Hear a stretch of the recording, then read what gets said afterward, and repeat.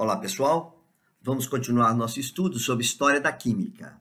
Neste vídeo, nós veremos um pouco sobre química orgânica a partir da teoria dos tipos à teoria estrutural.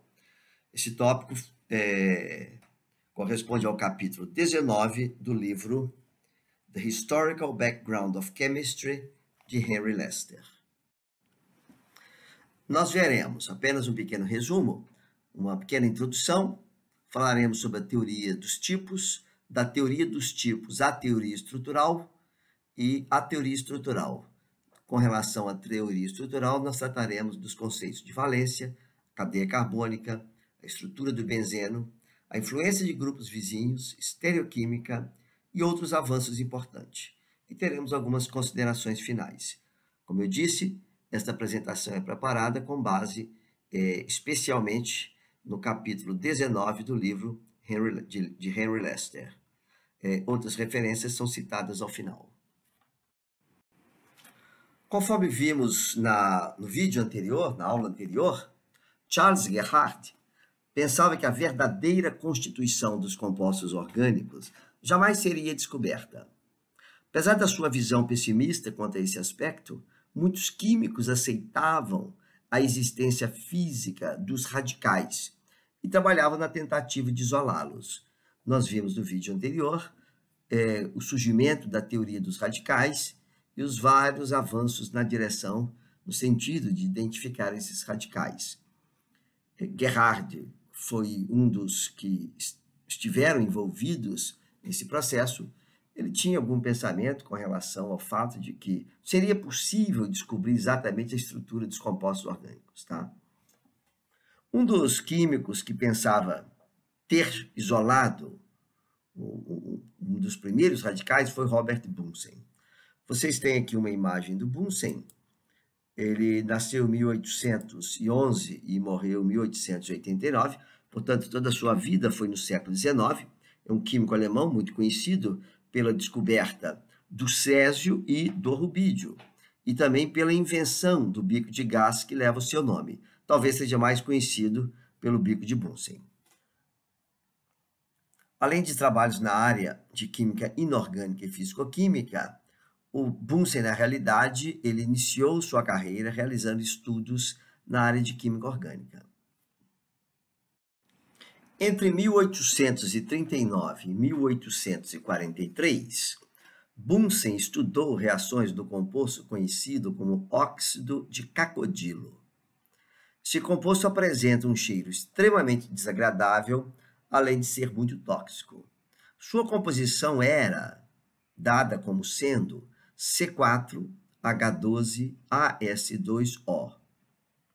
Esse era o óxido de cacodilo. Ao tratar o cloreto de cacodilo com zinco, Bunsen obteve um produto que pensou se tratar do radical livre cacodilo, que era representado pela fórmula C4H12AS2, sem oxigênio, que agora é representado como CH32AS.AsCH32.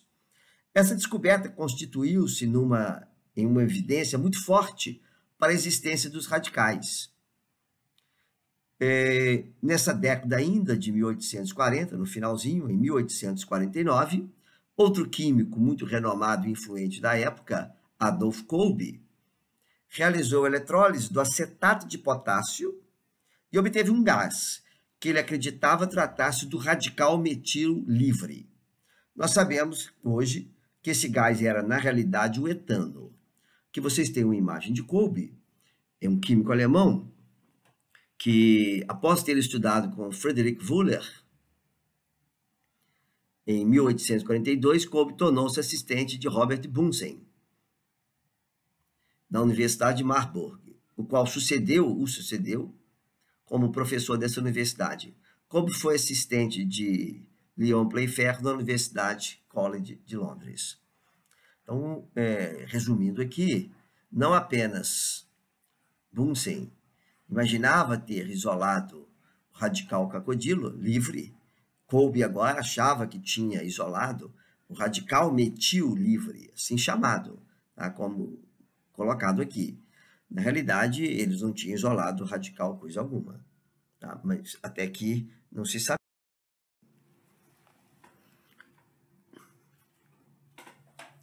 Teoria dos tipos. Em torno de 1839, ou seja, em torno desse período em que havia essa busca constante na tentativa de isolar os radicais, tá? Um outro químico, agora em inglês, Edward Frankland, tratou o iodeto de etila com zinco, isolou um gás que também ele pensou ser o radical etil. Na realidade, tratava-se do gás butano, tá? Aqui eu vou falar um pouquinho sobre Sir Edward Frankland. É um químico inglês que trabalhou com Robert Bunsen na Universidade de Marburg, onde obteve seu PhD em 1849. Ele foi o primeiro professor de química no Owens College, em Manchester, que veio a se tornar a Universidade de Manchester. Isso assim que o college foi fundado em 1851. Ele foi posteriormente sucessor de Michael Faraday, como professor de química na Royal Institution, em Londres. Falamos um pouco do Faraday já, em vídeos anteriores. Suas pesquisas, iniciadas em torno de 1850, o levou à ideia de que um átomo de um elemento pode se combinar apenas com um certo número limitado de átomos de outros elementos.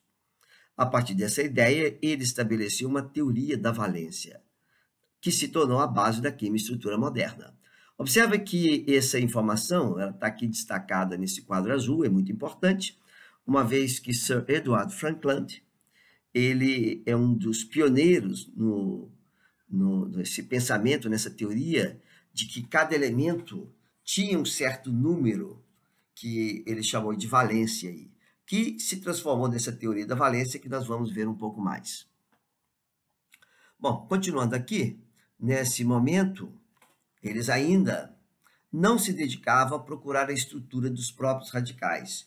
O que os químicos estavam procurando era isolar os radicais. Eles pensavam que com as reações que estavam fazendo, as substâncias que estavam isolando eram radicais. Lembra que os radicais eram aqueles grupos de uma determinada composição fixa que, quando presentes numa molécula orgânica, num composto, ele podia ser submetido a várias transformações e ele ia sendo passando de um produto a outro sem se transformar. Esse era o conceito de radical, apenas relembrando. Empregando o princípio da analogia, procurando similaridades entre os diferentes compostos, os químicos começaram, então, a abordar a questão da fórmula estrutural moderna, na procura por esse processo de isolamento de radicais, que são essas unidades que não se transformam ao longo das reações químicas, começam, então, a abordar essa questão e começa, então, a surgir esse conceito da teoria estrutural moderna. Então, em resumo, os compostos dos tipos da amônia e da água eram representados conforme essas fórmulas abaixo. Então, observe como que era feita a representação dos tipos da amônia. Você tinha o nitrogênio, punha aqui uma chave, essa é a representação da época, e 3 hidrogênios. Observe que não existia na época o conceito de ligação química. A representação de uma ligação por um traço não existia. O que se sabia é que para cada um nitrogênio existiam 3 hidrogênios. A amina primária, você tem aqui o C2H5 ligado ao nitrogênio, você tem o hidrogênio e você tem o hidrogênio. Não tem aqui uma maneira de fazer essa representação. Coloca-se essa chave, antes da chave os grupos ou radicais que estão ligados ao elemento depois da chave. Se o elemento depois da chave for nitrogênio, você tem o tipo do nitrogênio. Então você observa que a amina terciária tem 3 grupos alquila ligados ao nitrogênio, o sal de amônio tem 4 grupos alquila. Estou representando aqui os radicais, assim chamados, etila. E aqui, isso aqui é o iodeto, tá? Essa era a representação. O tipo da água, Você observa que esse aqui é a própria água, em que o oxigênio está ligado a 2 hidrogênios. Substituindo um dos hidrogênios por um radical etila, usando o termo da época, você tem o tipo da água, que é o álcool. Substituindo o outro hidrogênio, você tem o éter. Então, o tipo da água, você tem álcool e éter. Posteriormente, esse tipo da água é expandido, tá? E ácido carboxílico é incluído no tipo da água. Vocês podem observar que as representações acima correspondem a uma abordagem muito próximo das fórmulas estruturais para os compostos orgânicos. Tá? Eu mencionei aqui, o que está faltando aqui é um traço de ligação entre cada um desses radicais e o elemento central.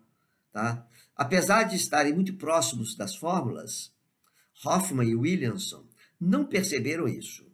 Eles estavam pensando mais em uma analogia entre as fórmulas dos diversos compostos. O que eles estão fazendo aqui é comparando os vários compostos, fazendo uma analogia entre eles, mas não pensaram numa fórmula estrutural. Hoje, olhando, né, da posição que a gente se encontra, nós conseguimos ver que eles estavam muito próximos de chegar às fórmulas estruturais modernas. Tá?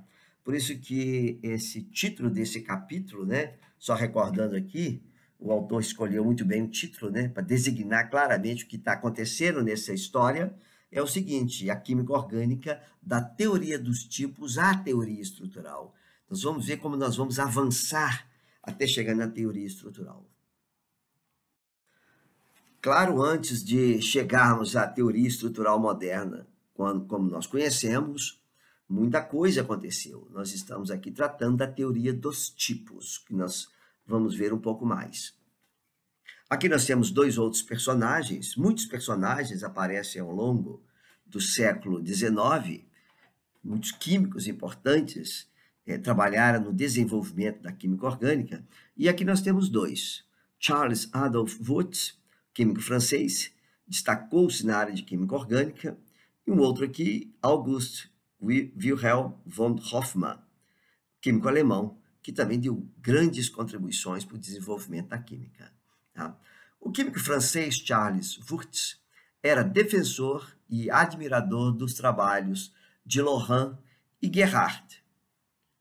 Em 1849, ele descobriu algumas aminas primárias, que ele chamou de metil e etilamida.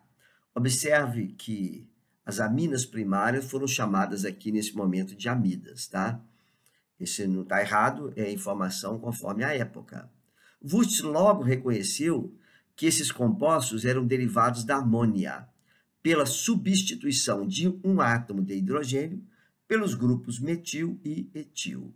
Então, observe que nós estamos tratando aqui de uma reação que resultou na conversão de NH3 para metilamina, que é CH3NH2 no vocabulário moderno, ou etilamina. Todavia, ele não desenvolveu seu trabalho no sentido de propor estruturas para esses compostos.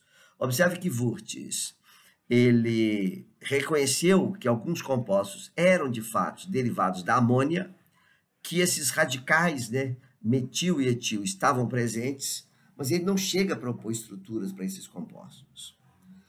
O trabalho de Wurtz foi, então, continuado pelo jovem químico alemão August von Hofmann, que eu já mencionei brevemente aqui, que provou que o hidrogênio da amônia era, sim, substituído por um grupo orgânico.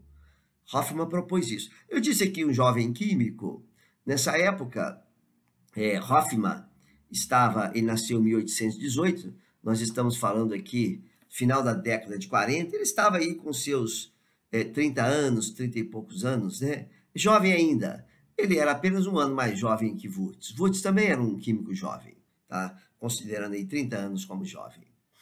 Hofmann substituiu todos os hidrogênios da amônia, preparando aminas primárias, secundárias e terciárias. Ele preparou ainda sais de amônio. Tá? Existem atualmente, quando se estuda química orgânica, umas reações chamadas de degradação de Hofmann para aminas, que é um tipo de reação que foi muito utilizada para se degradar aminas e elucidar suas estruturas.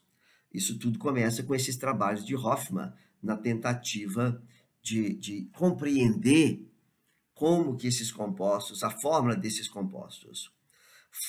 Como esses compostos todos eram preparados, né, a partir da amônia, ou seja, a amina primária, a amina secundária, terciária, e os próprios sais de amônio eram preparados a partir da amônia, Hofmann denominou esses compostos como sendo do tipo amônia. Então, daqui surge só para vocês entenderem por que é a teoria dos tipos. Você tem uma série de compostos que são obtidos, por exemplo, pela substituição paulatina dos hidrogênios da amônia. Então, todos eles são derivados, de certa forma, da amônia, então eles são chamados de tipos da amônia. Essa teoria dos tipos, ela avança, ela progride, ela se expande, como nós vamos ver. Nessa mesma época, um químico inglês aqui, observa aqui o Alexander Williamson, que é um pouco mais jovem do que os dois anteriores, nasceu em 1824 e faleceu em 1904, viveu 80 anos. Tá? Ele estudou com Liebig, doutorando-se na Universidade de Gießen. Observe que a Alemanha era um centro dominante nessa época, na química orgânica, foi um dos centros importantes, e vários ingleses estudaram na Alemanha e vários alemães trabalharam na Inglaterra, ajudando, inclusive, a construção da Escola de Química Orgânica na Inglaterra.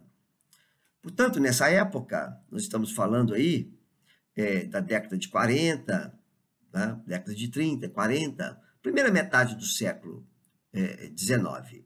Alexander Williamson, na Inglaterra, mostrou que sais de potássio, obtidos a partir de álcoois, que nós hoje chamamos de alcóxido, ao reagirem com iodeto de alquila, resultavam na formação de éteres. Eu coloco aqui a representação moderna para vocês. ROK, isso é um alcóxido de alquila, mais R', iodeto de alquila. Ao misturar esses dois, Williamson, ele obtinha éteres, observe aí, ROR', mais iodeto de potássio. Essa é a representação moderna, é claro. Tá? Esses resultados mostraram que a teoria de hidratos, de Liebig e outros, né, para a fórmula de álcools estava incorreta e permitiu a formulação de um tipo da água. Observa bem o seguinte, nós já comentamos anteriormente, vocês já devem ter visto, Liebig tinha uma ideia de que os álcoois, eles nada mais eram do que hidratos de hidrocarbonetos. Então, se escrevia a fórmula do radical alquil, ponto H2O. Como mostrado aqui, por exemplo, nessa representação, se pensava que o álcool nada mais é do que um hidrato. Na medida em que o Williamson, ele prepara o alcóxido, usando o nosso termo de hoje, né? E reage esse alcóxido e produz agora um éter, cuja composição está ali mostrada. Observa que, se você troca o R e o R' por hidrogênio, você tem a fórmula da água. Então, ele propõe aí que existe uma série de compostos que pertencem ao tipo da água. Tá? Eu faço uma observação aqui, em destaque em azul, que é o seguinte. De acordo com as teorias dos radicais, comentado no vídeo anterior, Dumas e Polydor Boulay foi um químico farmacêutico que faleceu muito jovem. Eles tentaram, em 1828, explicar a formação de álcoois, assumindo que eles eram hidratos de etileno. Essa teoria foi depois, né, defendida aí por Liebig. Ou seja, o etileno tem o C4H4 pela representação da época. Nesse caso, se utilizava o peso do carbono como 6, então, em vez de C2H4, era representado C4H4. Observa para não confundir com essas representações. Nós estamos num período, primeira metade do século XX, do século XIX, e isso ocorre ainda no início da segunda metade do século XIX. Os químicos ainda, alguns usavam carbono como sendo peso, estou usando o termo peso também, tá? 12, outros usavam o peso 6. Quando se usava o peso 6, a fórmula tinha o dobro do número de átomos de carbono. Isso para poder ficar em concordância com os resultados das análises elementares. O álcool, então, seria C4H4.H2O. Tá? Na teoria do radical, você tinha um radical que estava aí unido a esse H2O. Enquanto o éter, na teoria dos radicais, seria 2C2H4.H2O. Cloreto de etila seria C4H4.HCl. E o cloreto de amônio, NH3.HCl. Tá? Essas observações, essas informações, eu só estou retomando aqui informação do capítulo anterior, do capítulo 18 do Henry Lester. Estou chamando a atenção aqui para vocês da página, caso vocês resolvam retornar e rever esse tópico. Tá? Então, logo a nova teoria dos tipos foi divulgada. Gerhardt, que nós já comentamos, foi um sujeito importante nessa área, que também faleceu muito jovem, né? Ele introduziu agora mais um tipo, o tipo de hidrocarboneto e o tipo cloreto. Observa que começaram agora a aparecer vários tipos, os compostos começaram a ser agrupados em tipos. Depois nós vamos ver que isso acaba resultando nos grupos funcionais, e os compostos acabam sendo agrupados em grupos funcionais, como aparece hoje em qualquer livro de química orgânica moderna. Então, o tipo do hidrogênio é o H2, tá? O tipo de hidrocarboneto, desculpe, você tem um hidrogênio do hidrogênio ligado a um grupo alquila. Então, C2H5 ligado ao hidrogênio é o etano. Se você troca o outro hidrogênio por um outro grupo alquila, você tem um outro hidrocarboneto. Então, toda a série de hidrocarbonetos, tá? Ele pertencia a esse grupo, em que você estaria substituindo cada um dos átomos de hidrogênio, da molécula de hidrogênio, por grupos ou radicais. E aqui você tem o cloreto de hidrogênio, HCl. Se você troca o hidrogênio por um grupo alquila, você tem o cloreto de alquila. E existem, hoje, vocês estudem qualquer livro de química orgânica moderno, ele vai ter lá um capítulo aletos de alquila e aletos de arila. E nada mais é do que, se você observar aqui, na teoria dos tipos, são tipos derivados do cloreto de hidrogênio. Você observa que começa a haver uma certa organização, tá? Um certo agrupamento por tipos, tá? Os aletos, os cloretos, obviamente você tem os brometos, os iodetos, os hidrocarbonetos, os álcalis, que pertencem ao tipo da água, os éteres, que pertencem ao tipo da água, e vai por aí. A química orgânica começa a ter uma certa organização. Mas notem que não existe aqui nenhuma fórmula estrutural ainda, apenas a representação dos radicais. Juntamente com Gerhardt, Williamson escreveu a fórmula do ácido acético como sendo do tipo água, que eu havia mencionado. Com essa fórmula, foi possível prever a existência do ácido anidro, que hoje é conhecido como anidrido acético. Esse composto foi, de fato, preparado em laboratório por Gerhardt, mostrando como essa teoria tinha um grande potencial de prever produtos de reação, e não servia apenas para o propósito da classificação dos compostos. Observe que esse foi um ponto importante, tá? Esse foi um ponto importante. O ácido acético, aqui representado agora como sendo o tipo da água. Observe que aqui você tem C2H3O, tá? E você tem um outro átomo de oxigênio, e nesse átomo de oxigênio está ligado um hidrogênio. Quando você substitui esse hidrogênio por um outro grupo C2H3O, você deveria ter o ácido anidro, que também seria o tipo da água. Então, a teoria permitia prever essa substituição. Se a substituição, de fato, fosse possível, de acordo com a teoria, você teria o ácido anidro, que nós conhecemos como anidrido acético. Tá? De fato, esse trabalho foi extremamente importante pois mostrou que a teoria dos tipos conseguia prever produtos de reação. Ou seja, isso foi muito importante, pois extrapolava o que vinha sendo feito com essa teoria, que era basicamente classificação de compostos. Tá? De modo que esses resultados correspondem à primeira evidência clara de uma abordagem em direção ao desenvolvimento de uma teoria estrutural. Você tem uma teoria que permite prever a estrutura de um novo composto, você vai para o laboratório em função dessa previsão e consegue fazer o laboratório. Esse foi um achado muito importante. Observe que com a informação anterior, nós chegamos a um ponto, a química orgânica, né, de fato, chegou a um ponto em que começava já a caminhar, tá certo? Da teoria dos tipos em direção a uma teoria estrutural. Tá?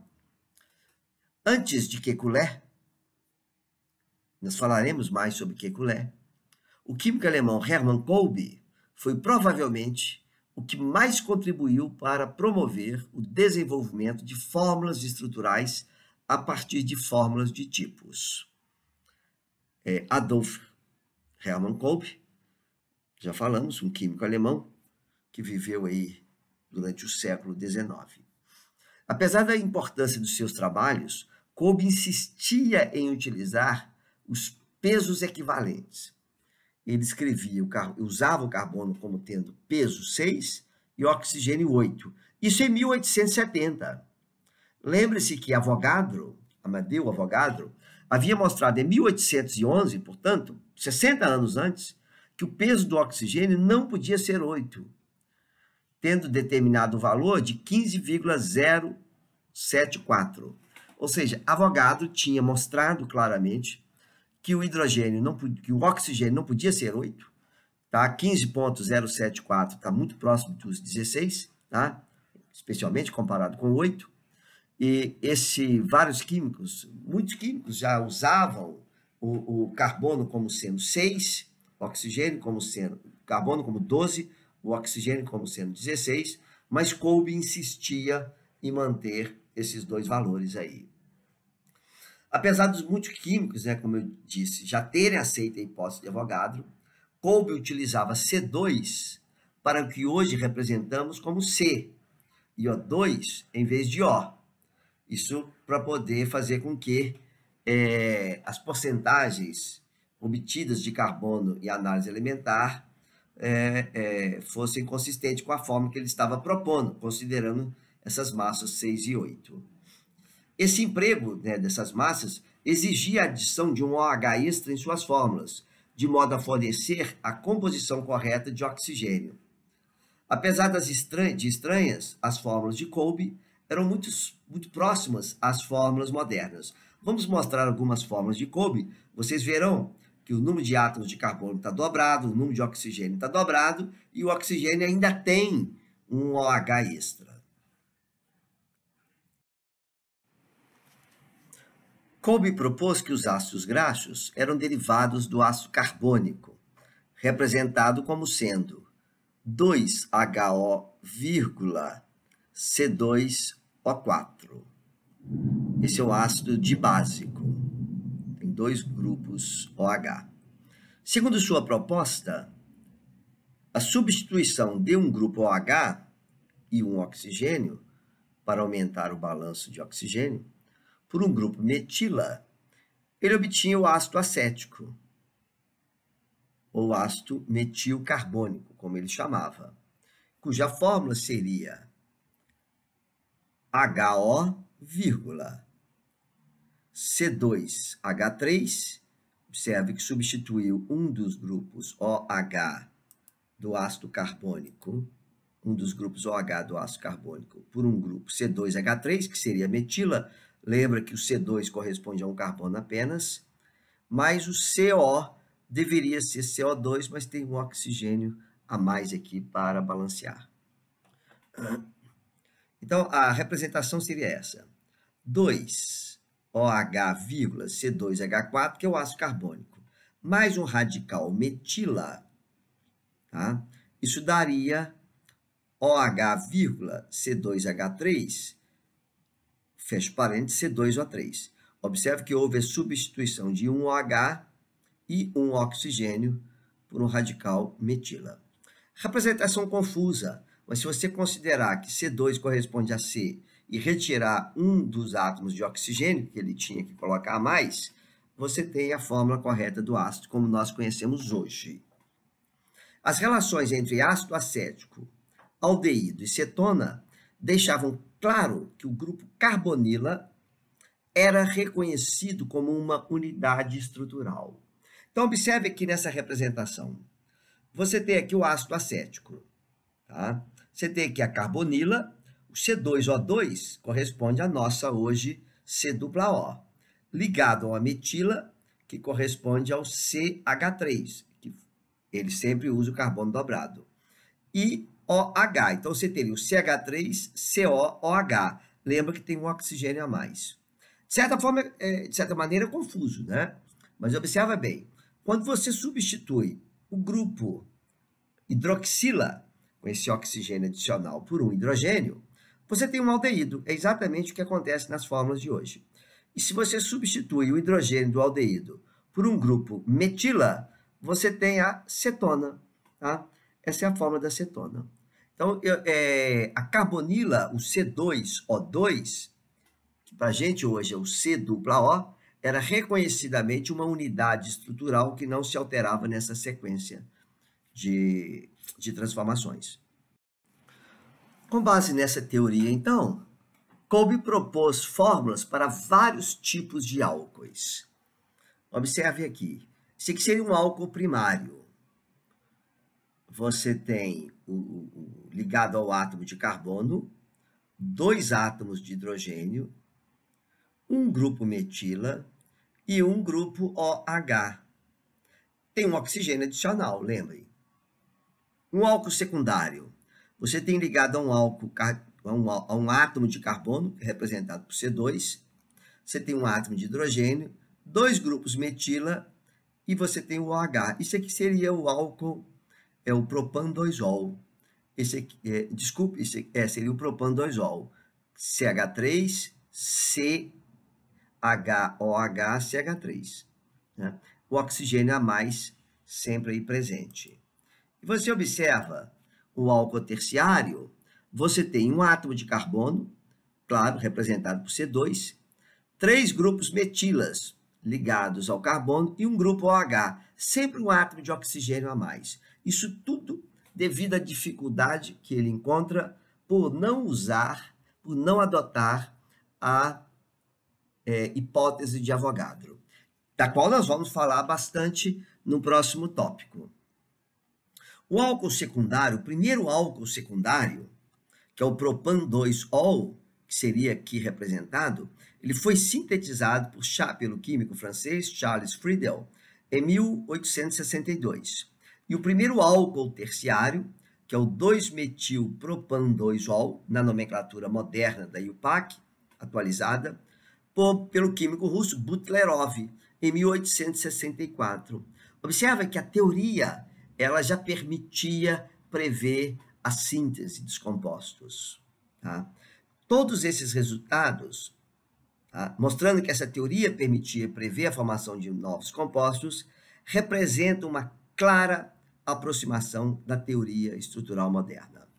Aqui aparece pela primeira vez o químico russo Butlerov, é o Alexander Mikhailovich Butlerov. Nasceu em 1828, faleceu em 1866. Não viveu muitos anos. Ele foi um dos principais criadores da teoria da estrutura química, tá? Entre 1857 a 1861. Observe que ele estava aí com seus 30 anos de idade quando ele fez isso. Foi ele quem primeiro incorporou ligações duplas em fórmulas estruturais. Também ele foi pioneiro ao propor, em 62, o arranjo tetraédrico para o átomo de carbono. Essa informação é da Wikipédia, eu chamo a atenção aqui, que vocês vão encontrar, juntamente com Kekulé, nós vamos falar de Kekulé e do trabalho de Kekulé sobre o carbono tetraédrico, mas Butlerov também teve uma contribuição importante. Nessa época, na Rússia, a química estava se desenvolvendo, muitos químicos importantes estavam sendo formados, estavam em atuação. Tá? Com o desenvolvimento dessas teorias, as novas descobertas, começa a surgir um conceito que é o conceito de valência. Aqui também surge um outro químico, que é o Karl Hermann Wichelhaus, químico alemão muito importante, deu grandes contribuições e foi um dos fundadores da Sociedade de Química Alemã, uma das principais sociedades científicas do mundo nos dias de hoje. Frankland, que era em inglês Sir Edward Frankland, ele avançou com as ideias de Kolbe, estudando compostos organometálicos. Ele mostrou que em compostos contendo nitrogênio, fósforo, arsênio e antimônio, um átomo de cada um desses elementos sempre se combinava com 3 ou 5 radicais orgânicos. Observe que nós tínhamos visto o tipo do nitrogênio, o tipo da água. Frankland expandiu esses estudos para fósforo, arsênio, antimônio e percebeu que esses elementos se combinavam com 3 ou 5 radicais. Por outro lado, o zinco, mercúrio e oxigênio sempre se combinavam com 2 radicais. Observa o número de ligações, não estou falando de ligações, mas é claro que esse conceito de ligação não existia. Estão vendo a proporção de radicais para cada um desses elementos. Esses resultados levaram Frankland, em 1852, a anunciar o seguinte, abre aspas, não importa qual seja o caráter dos átomos que unem, o poder de combinação do elemento de atração, se me permite o termo, é sempre satisfeito pelo mesmo número de átomos. Observe aqui que ele chama de poder de combinação, que é o seguinte, qual que é o poder de combinação do zinco? É 2, ele se liga a 2, aqui ele chama de átomos, ou 2 grupos, ou 2 radicais. Observe que nessa época também, o conceito de átomo, o conceito de molécula, isso tudo era muito confuso, não era claro. Tá? Esse, inclusive, vai ser um ponto de pauta para o Congresso de Karlsruhe, do qual nós falaremos mais adiante. Tá? O poder de combinação do mercúrio era 2. Frankland diz assim, o poder de combinação, se me permite o termo. Observa que ele introduz esse termo e essa é uma observação importante. Isso já é o pronunciamento aí da criação do conceito de valência. O termo poder de combinação foi empregado por muitos químicos da época como sendo atomicidade ou unidades de afinidade. Lembra, nós falamos muito sobre afinidades e aqui você tem a introdução desse termo aí, poder de combinação, que era usado por alguns como sendo atomicidade, ou seja, quantos átomos se ligam a esse elemento central, ou quantas unidades de afinidade. O termo valência, que é um termo central em química, ele foi proposto por Wichelhaus em 1868. Observa que aqui vocês estão conhecendo o químico, um pouquinho sobre ele, né? Que introduziu esse conceito que é um dos mais importantes na química, tá? E surgiu exatamente, se vocês percebem, no decorrer dessa história que nós estamos contando, esse termo valência, criado por Wichelhaus, ele surge dos esforços de entendimento da estrutura de compostos orgânicos. Então, notem bem que nessa busca por entendimento dos radicais, surge a teoria dos tipos. Frankland estuda outros elementos, compostos contendo nitrogênio, fósforo, zinco, mercúrio, e diz, não importa qual é o caráter dos átomos, você pode ter o nitrogênio, que é um elemento eletronegativo, o oxigênio, que é o mais eletronegativo, ou você pode ter o zinco, que é um elemento eletropositivo, não importa o caráter dos átomos que unem. O poder de combinação do elemento é sempre satisfeito pelo mesmo número de átomos. Entendam aqui por átomos, grupos, radicais, tá certo? unidades ligadas ao elemento central. Wischerhaus propõe o termo valência, que é central, que vocês estudam hoje em qualquer livro de química orgânica moderna. Esse termo tem aí 153 anos, não é mesmo? Fazendo aí, e deve-se a Wischerhaus.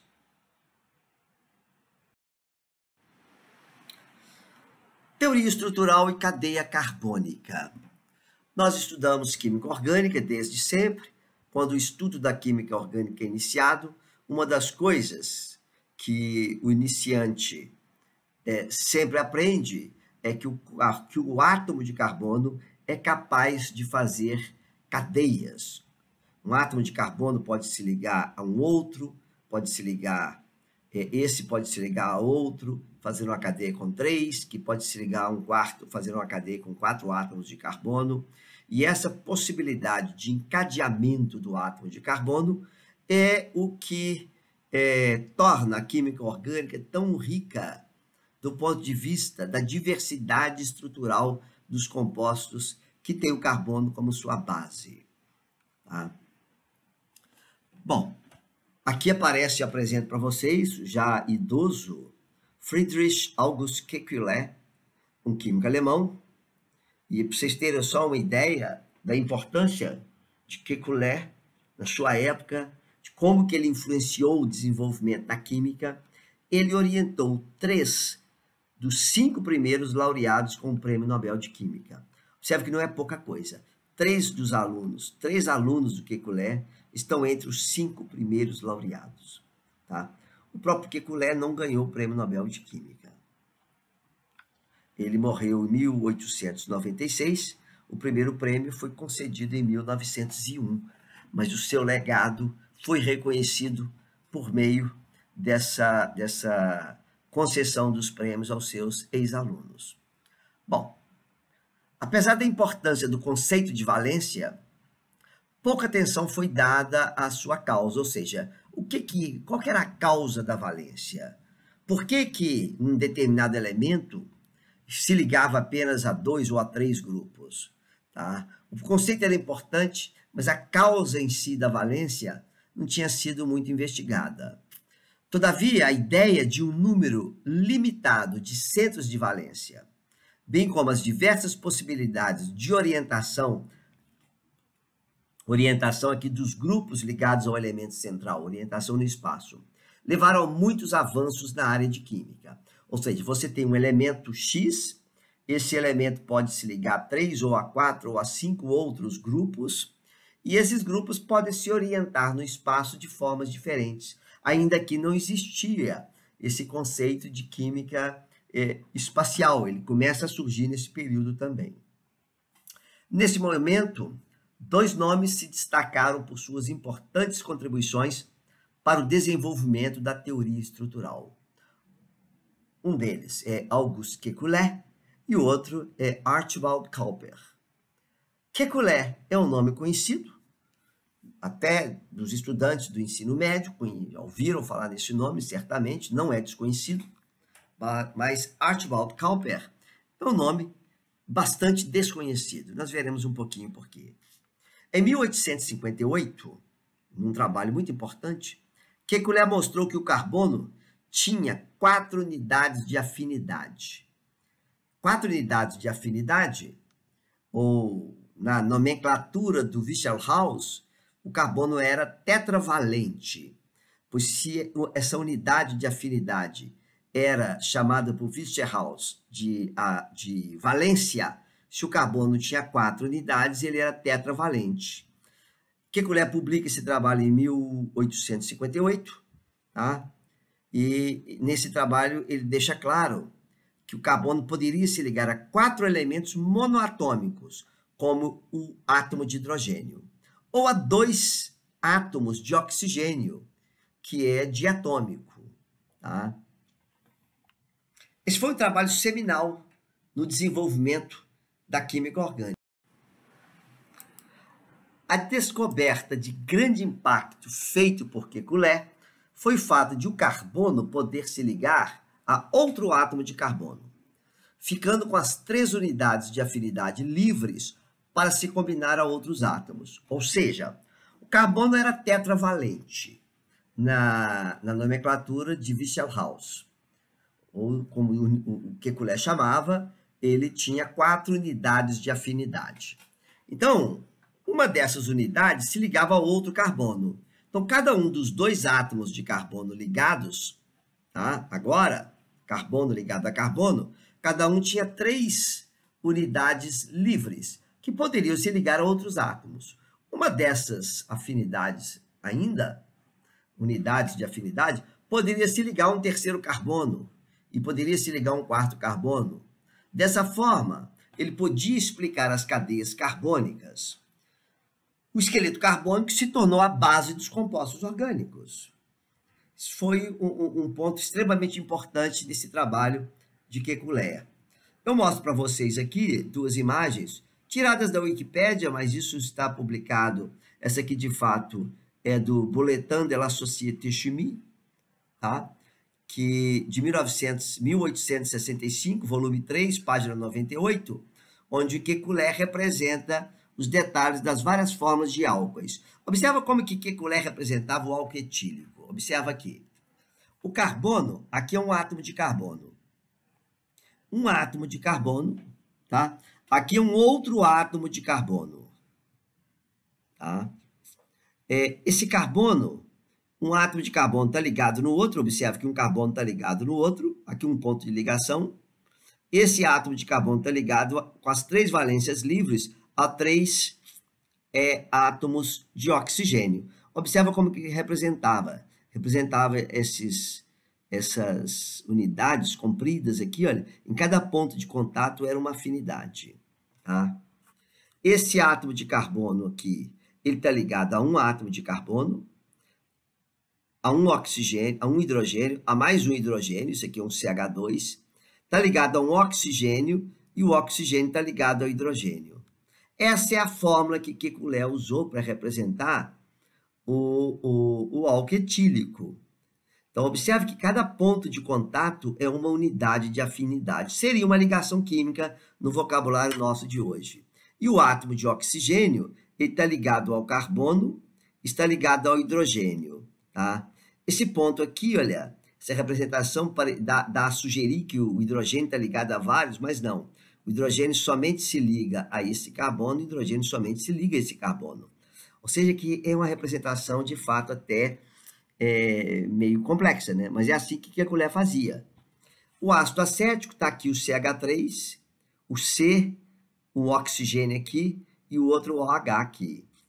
Aqui é uma outra maneira que Kekulé usou para representar, não com esses detalhes de pontos de ligação, mas essas fórmulas que acabaram sendo conhecidas pelos próprios químicos alemães, chamavam isso de fórmulas de salsicha. Tá? Isso foi publicado em 1865.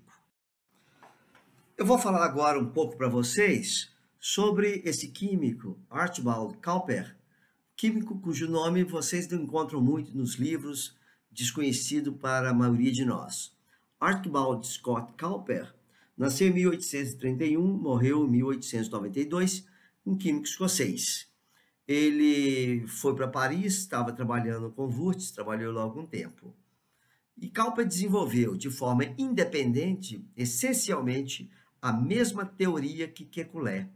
Quando nós falamos do carbono tetraédrico, nós pensamos no Kekulé e o nome de Cowper, de um modo geral, passa despercebido. Kekulé levou todos os louros por esse trabalho. Mas ele publicou sua teoria química em 14 de junho de 1858 em francês. 2 meses depois, ele publicou um trabalho mais detalhado, tanto em francês, nos Anais da Academia de Ciências de Paris, e em inglês. Ao falar sobre o carbono, Cowper diz o seguinte, abre aspas, isso do seu trabalho. Este corpo apresenta 2 propriedades altamente distintas. 1. Combina com números iguais de equivalentes de hidrogênio, cloro, oxigênio, enxofre e etc. 2. Ele entra em união química consigo mesmo. Essa é parte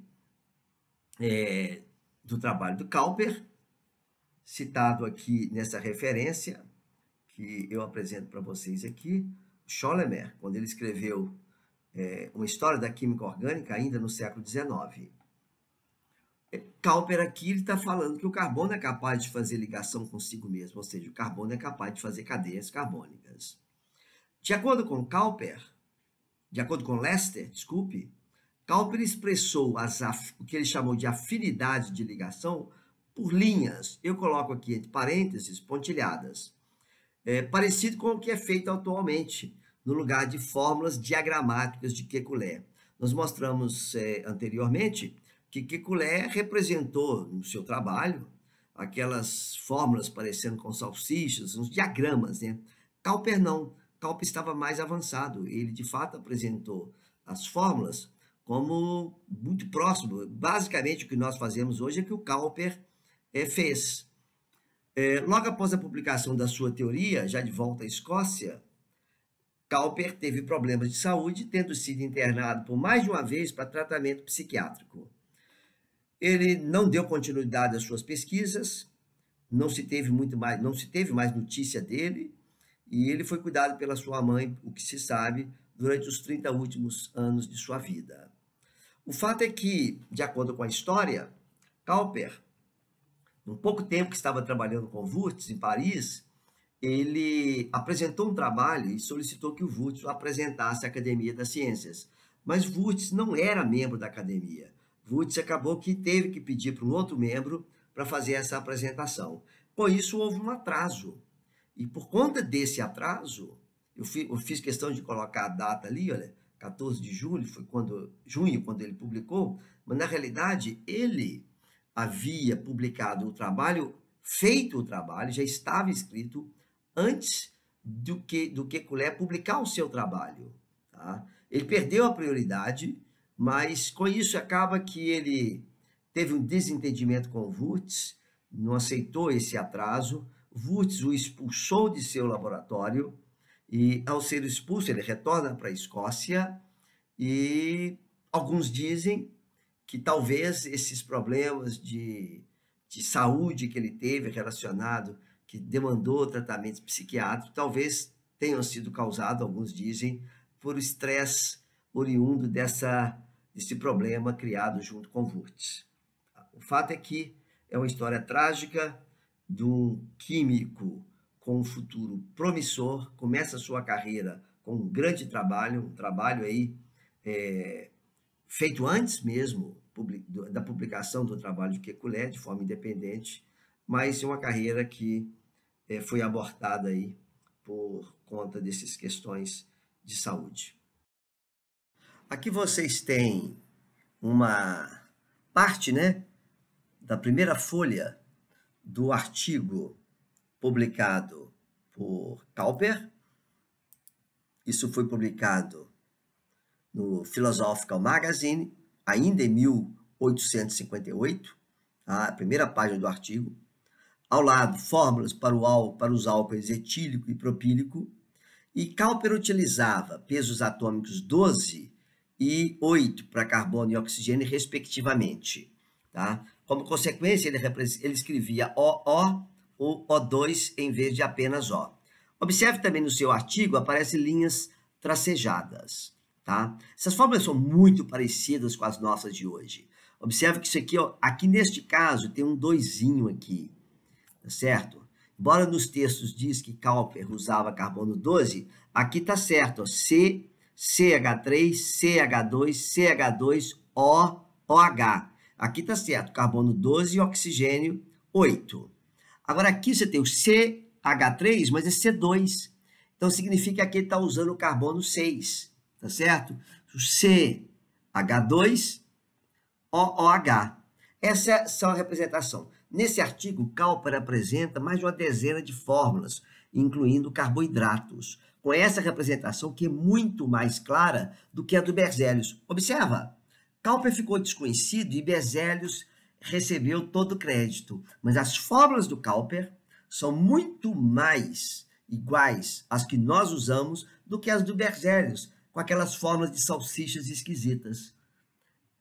Observa que a história ela ela teve um rumo, e esse rumo foi em função dessa morte prematura, não morte prematura, ele não morreu prematuramente, morreu com 60 anos, mas o afastamento dele prematuramente, ele não fez muitos trabalhos, esse foi o primeiro trabalho, com poucos meses no laboratório do Wurtz, ele não fez um curso de química na universidade, ele estudou filosofia, estudou muitas coisas, mas não se formou como químico, estava no laboratório de Wurtz, e com poucos meses escreveu essa memória que é muito extensa.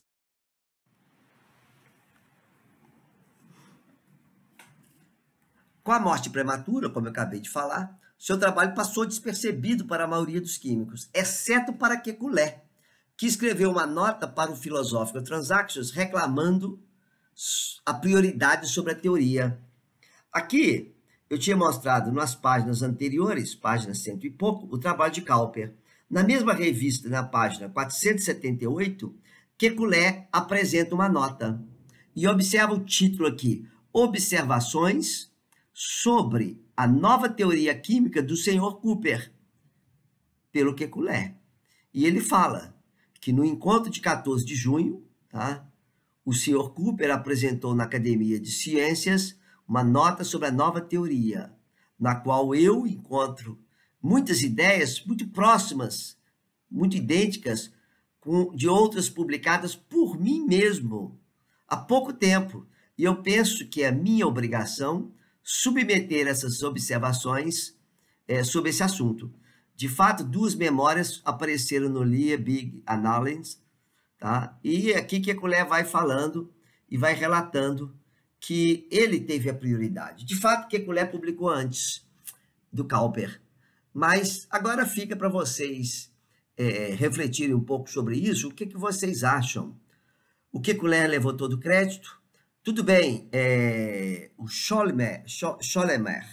Carl Schollemer, ao escrever sobre o desenvolvimento da química orgânica, nessa edição de 1884, ele comenta do trabalho de Cowper, tá? Mas ao longo da história, o nome dele foi ficando esquecido de fato, não é? E o Kekulé reclamou a prioridade, embora ele tivesse umas fórmulas muito esquisitas, e a do Cowper não. A fórmula do Cowper eram fórmulas muito parecidas com as nossas.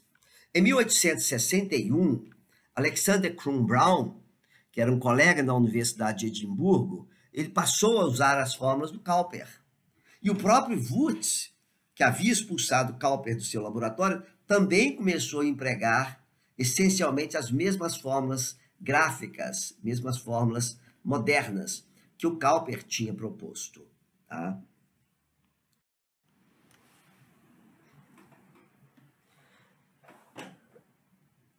A teoria estrutural e a estrutura do benzeno.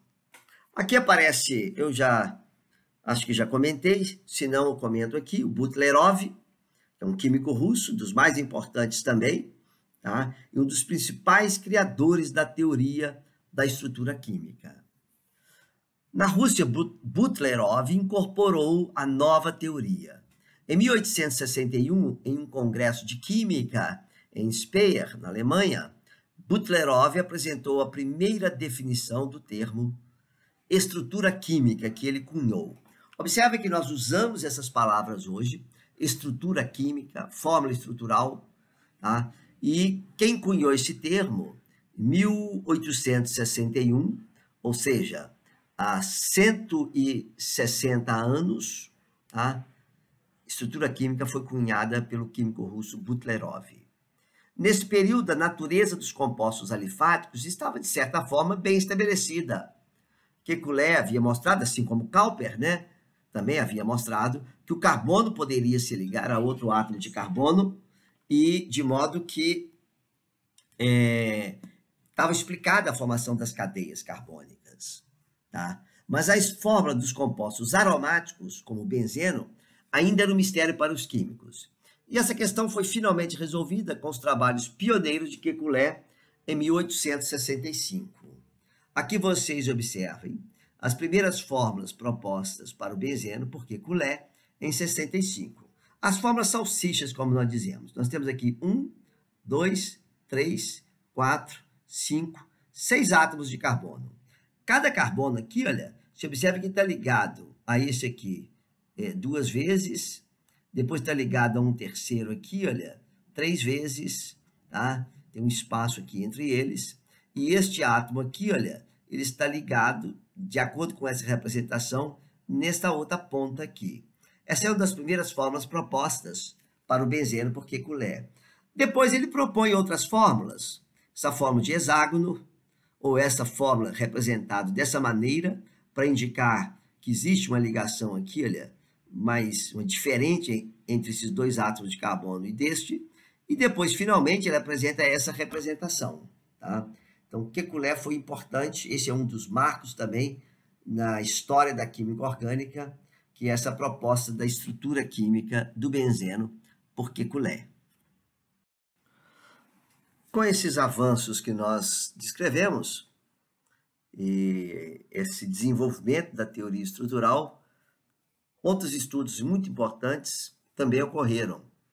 A química orgânica, então, teve um desenvolvimento muito grande nesse período. E eu vou fazer um breve relato de alguns pontos aqui, alguns aspectos bem pontuais. Um deles está relacionado aos estudos de Johann Wilhelm Körner, um químico alemão. Ele distinguiu-se por estudos sobre compostos aromáticos. Ele se formou em Gießen, depois ele trabalhou com Kekulé em Ghent. Quando Kekulé foi para Bonn, ele vai para a Itália e começa a trabalhar com Cannizzaro em Palermo, na Itália. Tá? O Wilhelm Körner, ele preparou vários derivados trissubstituídos do benzeno, a partir de compostos dissubstituídos, mostrando assim a existência dos isômeros orto, meta e para. Teve várias publicações a partir de 1868 nessa área. Tá? Ou seja, esses estudos que nós encontramos hoje nos livros, textos de química orgânica sobre isômeros orto, meta e para, tá? Os estudos pioneiros nessa área foram feitos por Wilhelm Körner. Em 1862, Emil Erlenmeyer, ele reconheceu a ligação tríplice para o acetileno. Em 1864, Krum-Brown, que era lá o amigo do Cowper, na Escócia, ele escreveu a ligação dupla para o etileno. Em 76, Butlerov deu exemplos de tautomerismo. Em 1886, sua teoria foi desenvolvida, a teoria de tautomerismo, de forma independente por Konrad Larr, em Hannover, e foi o Konrad Larr que propôs o nome de tautomeria, não foi Butlerov. Butlerov deu exemplos, mas esse nome ele foi proposto posteriormente, tá? Em forma independente aí por esse químico alemão. Em 1900, estamos agora já no limiar aí, terminando o século já XIX, Moses Goldberg, ele preparou na Universidade de Michigan vários compostos que o carbono era trivalente, tá?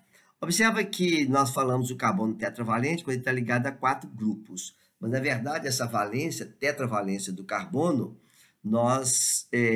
ela pode ser atendida, O carbono fazendo ligação dupla, fazendo ligação tríplice. Ele preparou compostos aqui em que o carbono fazia se ligava a 3 grupos, Com esses resultados todos, segundo Lester, a ideia de que o carbono sempre era tetravalente foi abandonada, ou seja, a ideia é que o carbono sempre se ligava a 4 grupos, tá? Mas, na realidade, o carbono, o conceito de valência que nós temos hoje, ele é tetravalente, mas ele pode se ligar, por exemplo, apenas a 2 outros átomos de carbono, fazendo uma ligação simples com um, uma ligação tríplice com outro, Mas se observa que, ao longo e no decorrer do século XIX, surgiram, então, e foi feito o reconhecimento da ligação tríplice entre 2 átomos de carbono, da ligação dupla, do tautomerismo, e a química orgânica avançou muito nesse período. Tá? Surge aqui um outro nome, que é o Vladimir Valizeevich Markovnikov, que nasceu em 1837, morreu em 1904, é um químico russo. E ele é conhecido pela regra que leva o seu nome, que foi publicada em 1869. Tá? Em 2020, vocês têm aqui a referência, foi publicado na revista Angewandte Chemie, um artigo em comemoração aos 150 anos dessa teoria, né? Dessa teoria de Markovnikov. Fez 150 anos em 2019 que ele apresentou o seu trabalho. Ainda de acordo com esse autor, David Lewis, ele teria nascido em 1937, não em 1838, como se encontra várias fontes, inclusive na Wikipédia. Tá? De acordo com esse autor, ele teria nascido em 37. Bom, apesar dos avanços na teoria estrutural, que a teoria estrutural representou em todo esse período, ela ainda não era capaz de prever a influência de grupos vizinhos sobre a reatividade de várias partes de compostos orgânicos. Essa teoria estrutural, que vinha sendo desenvolvida então, permitia você fazer alguma previsão de reação e tudo mais, mas não de prever exatamente os produtos em determinadas reações. Tá? Nessa área, um dos trabalhos pioneiros foi realizado por Markovnikov. Tá? É um nome comum. Tá? Claro, à época ele era jovem, estava ainda fazendo a sua tese para qualificação como professor, e ele era aluno de Butlerov. Ele havia colocado a seguinte pergunta no seu trabalho de tese: por que o átomo de cloro no cloreto de acetila é tão diferente do cloro no cloreto de etila? Em outras palavras, tão diferente no sentido de reatividade, né? O cloreto de etila tem uma reatividade, o cloreto de acetila tem uma reatividade diferente. Para responder a essa questão, Markovnikov estudou o efeito de vários grupos sobre a posição da ligação do halogênio e do próton ao adicionar um ácido halogenídrico a uma ligação dupla. Né? Nós conhecemos já dos livros textos, né? Você tem, por exemplo, um alqueno, tá? Digamos aí o propeno. Ao se adicionar HCl ao propeno, o cloro pode entrar no carbono 1 ou no carbono 2. De acordo com a regra de Markovnikov, que todos estudam nos livros de química orgânica, o cloro vai entrar preferencialmente no carbono 2. Tá? Markovnikov, ele publica isso há pouco mais de 150 anos, e esses estudos foram os primeiros de muitos que investigaram o efeito da estrutura eletrônica do composto sobre sua reatividade. Esse tipo de pesquisa, ou seja, o estudo da estrutura eletrônica do composto sobre sua reatividade, previsão dos produtos, tá? Isso se prolongou por boa parte da primeira metade do século XX. Esses estudos mecanísticos começaram a se intensificar muito no século XX, tá? E nas primeiras décadas do século XX, nós temos nomes como Christopher Ingold, um dos pioneiros, inclusive na notação do sistema de notação simbólica para mecanismo, que é conhecido dos alunos de química orgânica. E os primeiros estudos nessa linha foram feitos por esse senhor aqui, à época jovem ainda. Observa, ele nasceu em 37, publicou em 69, 28 anos ainda, estava fazendo trabalho de tese para conseguir uma posição como professor na sua universidade. Sobre estereoquímica, isso é uma outra área enorme do estudo da química orgânica, que também se desenvolve no século XIX. Eu cito dois nomes aqui apenas: Jacobus Henricus van 't Hoff, químico holandês, ganhou o primeiro prêmio Nobel de Química em 1901, e o Joseph Achille Lebel, químico francês, que também é conhecido pelos seus estudos de estereoquímica. Tá? A ideia de valência, que nós já vimos, ela era aceita, já era conhecida, vinha sendo investigada, né? Ela foi estendida inicialmente por Van 't Hoff e por Achille Lebel de forma independente, praticamente ao mesmo tempo. Esses dois químicos O Van 't Hoff, ele era muito jovem quando fez isso, tá? O Lebel também, tá? Eles imaginaram as 4 ligações do átomo de carbono direcionadas no espaço e não no plano. Van 't Hoff concebeu que o átomo de carbono como estando no centro de um tetraedro e os 4 grupos localizados em seus vértices. Esse foi o trabalho inicial do Van 't Hoff, que acabou sendo criticado depois pelo Kolbe, tá? Mas, ao final das contas, a história mostrou que Van 't Hoff estava certo, ganha o prêmio Nobel por vários outros estudos e se torna um dos pioneiros da fisicoquímica. Ele é um dos que começa aí com química orgânica estrutural e depois desenvolve uma carreira na área de fisicoquímica, um dos fundadores dessa ciência.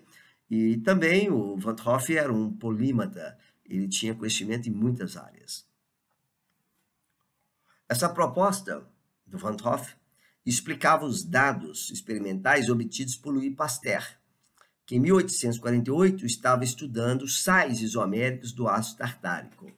Pasteur isolou cristais isoméricos desses sais e verificou que eles eram imagens especulares, ou seja, com uma pinça e uma lupa, Pasteur conseguiu isolar cristais de ácido tartárico, tartaratos, né, de potássio, se não me engano, potássio, e esses tartaratos, eles que eram imagens especulares uns dos outros, eles desviavam o plano da luz polarizada em diferentes, mas não sabia explicar isso.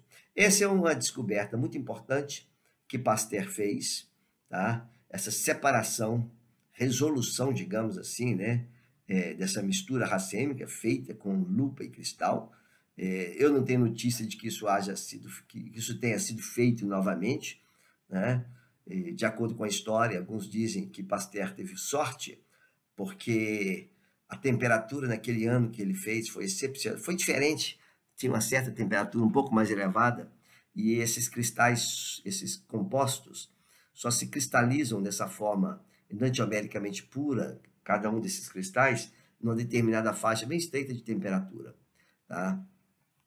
Bom, as ideias sobre estereoquímica foram muito centrais para explicar a estrutura dos carboidratos, por Emil Fischer, um outro químico muito importante na segunda metade do século XIX e início do século XX.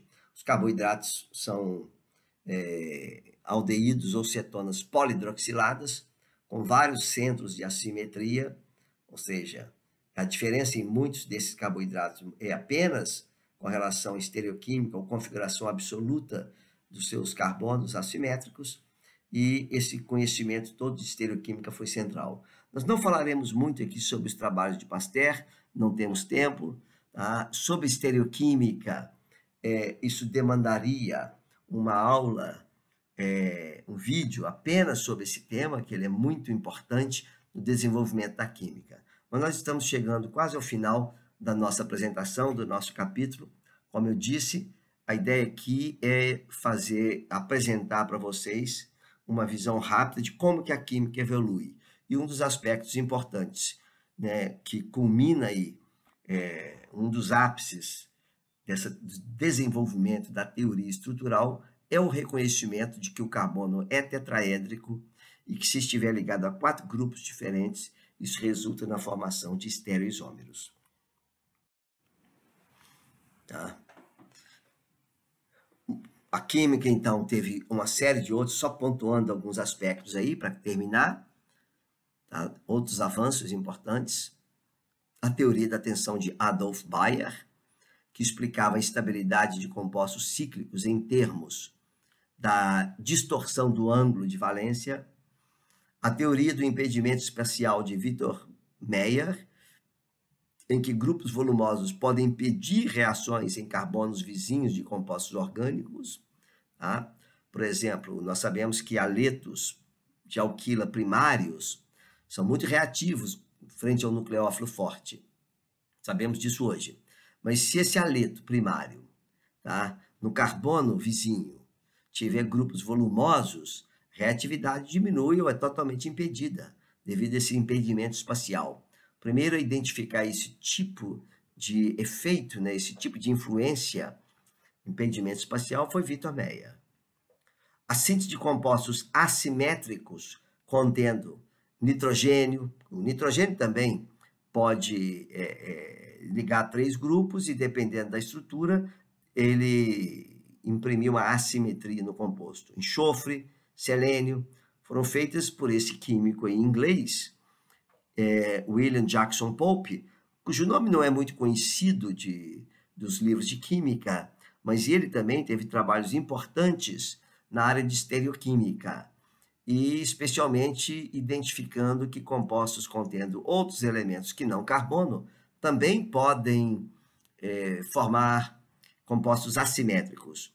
E esse William Pope, ele foi professor da Universidade de Cambridge e ocupou essa cadeira, que é chamada de cadeira 1702.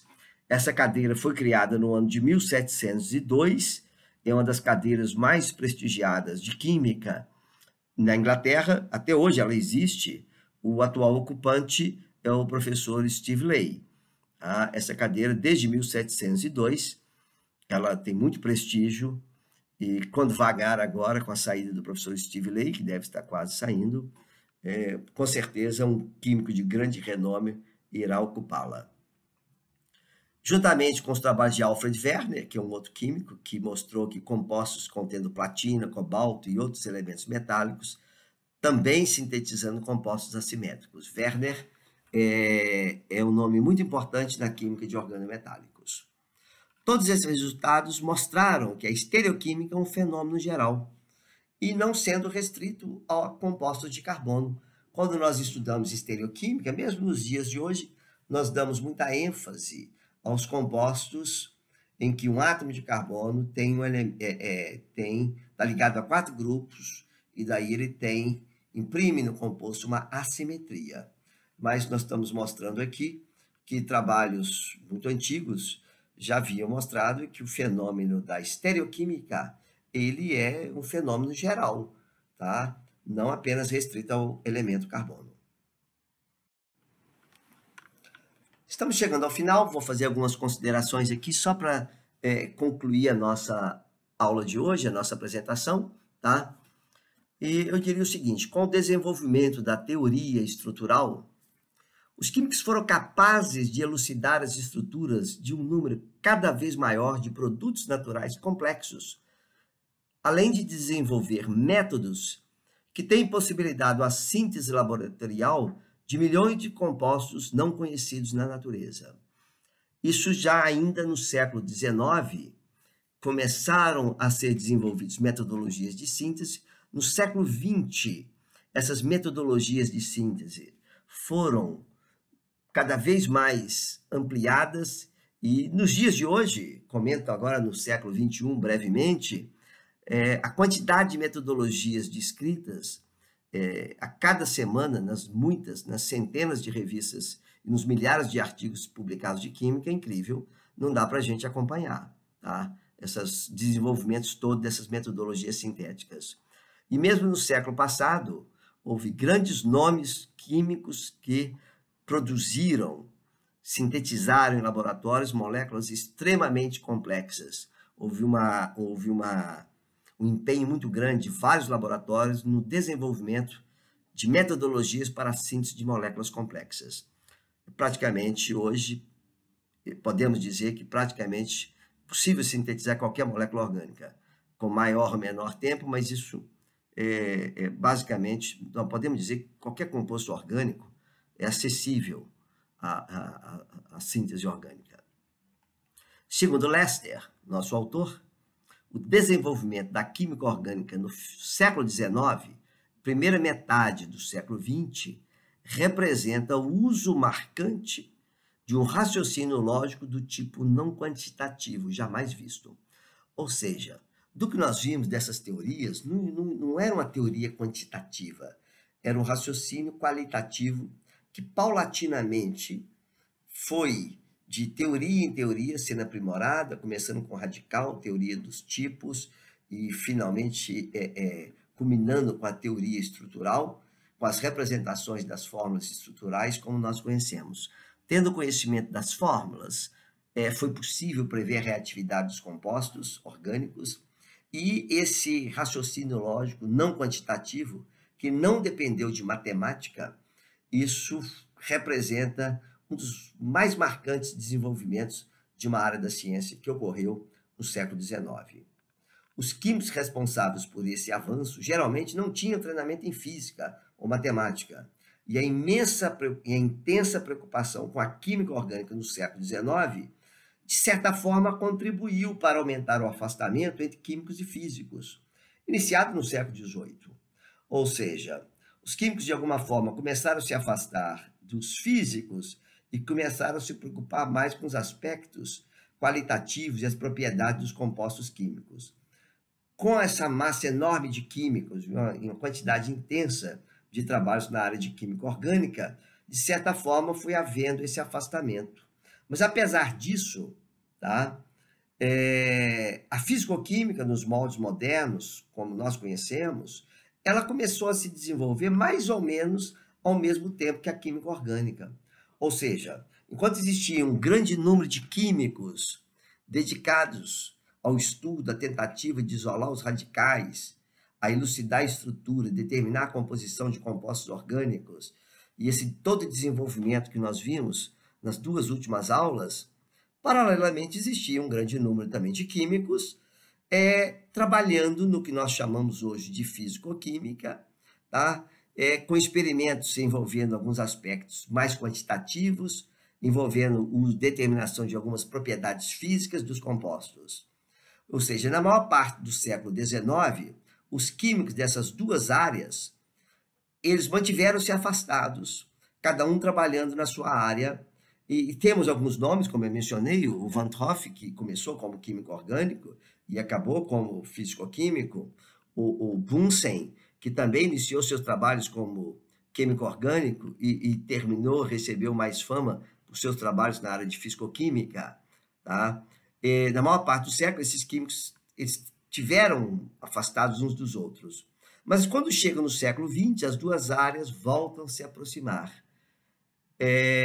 O estudo da química no século XX vai mostrar uma tendência um pouco diferente. A química orgânica, na medida em que, especialmente na segunda metade do século XX, nós não vamos estudar isso daqui, mas começam a aparecer métodos teóricos, métodos computacionais, e nos dias de hoje, muitos dos trabalhos da área de química orgânica envolvem muita fisicoquímica, envolvem cálculos computacionais. Ou seja, no século XX, essas áreas, orgânica e fisicoquímica e química teórica, que surgem depois, né, acaba que elas se reaproximam. Terminamos por aqui. Espero que vocês tenham apreciado. Aqui tem algumas referências, como eu disse, a referência 1 é Henry Lester, The Historical Background of Chemistry, páginas 181 e 188. São apenas aí 8 páginas em que vocês podem ler esse material. Outras referências excelentes, o Hudson, Jürgen Mahr, James Partington Moore e o Scholemer, The Rise and Development of Organic Chemistry. Isso é a primeira história que eu saiba escrita sobre a química orgânica, tá? Ainda no século XIX. Muito obrigado pela sua audiência. Não perca o próximo vídeo. A história continua. Até a próxima.